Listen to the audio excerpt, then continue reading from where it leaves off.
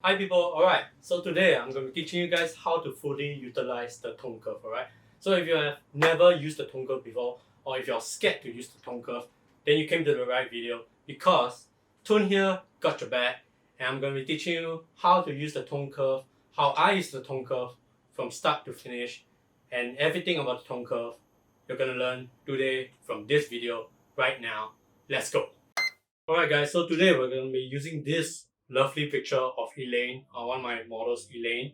And yeah, so we took this at a McDonald's parking lot. So the first thing I do, right, when I'm on, so we're on Lightroom right now. This is a Lightroom tutorial. Yes, it's a Lightroom tutorial, it's not a Photoshop tutorial. So I'm going to run you through what usually I do when I use the tone curve. To be honest, like you see the basic setting, everything the basic settings can do is actually inside the tone curve, or like most of it. Like so, everything like from exposure to blacks is all inside the tone curve, and I'll show you why and now. Right, first thing I do, I go to lens correction. Lens correction, I enable profile correction. That one, to explain it shortly, is because when the photo goes into your Lightroom, like the full image isn't appearing, like the lens that is captured by your camera, like when it transferred to your Lightroom, right, it isn't fully shown in Lightroom. So what lens correction does is shows, tells Lightroom, hey, I'm using this certain lens, and this is how it looks like through the lens that I captured through my photo. And Lightroom will enable the profile correction, and yeah, that's how your picture is supposed to look like. That's a short thing which I do when I do lens correction. Anyways, other than that, let's go start. Alright. So the first thing when you open up tone curve, right, is you'll see that, okay, so like let's just go through one by one, alright? So Lightroom, the first thing is the whole RGB setting, alright? The tone curve uh is is run by, okay, so the first thing is the shadow, the blacks, alright? These are the blacks. The shadows around should be here. Then your midtones, alright? Then your highlights should be around here. And your whites already moved. And then your whites, alright? So that's the few things that you have to understand about tone curve is the blacks, the shadows, the midtones, the highlights, and then the whites. So there are 5 things you have to understand from tone curve, right? So why do you have to understand this? Is to so that you can work your way around it and make a certain preset of your liking. So basically, what I like to do when I start out using tone curve is that I see the overall image and what I want to do with it. So the reason why I say tone curve has all the basic necessities is because of what I just said, the 5 things. So as you can see, this whole image, there's this red parts that are showing to show that it's kind of overexposed. So what you can do is you can bring it down just with the tone curve, just like that. You see, it's gone just like that. When you slightly just move down the whites or like the highlight area. So yeah, that's what you can do. Then you can see the midtones. So midtones is usually is usually the skin area, the subject area.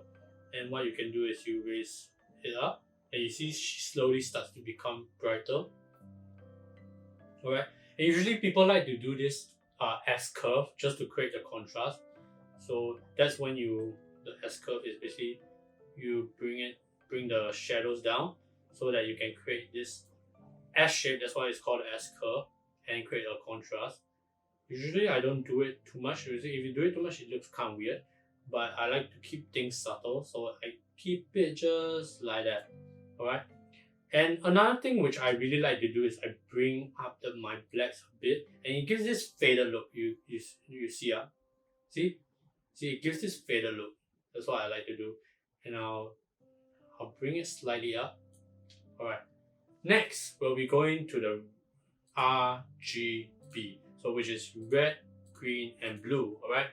So what the red, green, and blue does is, of course, because of the new Lightroom update, right? 12.3, is that what it's showing?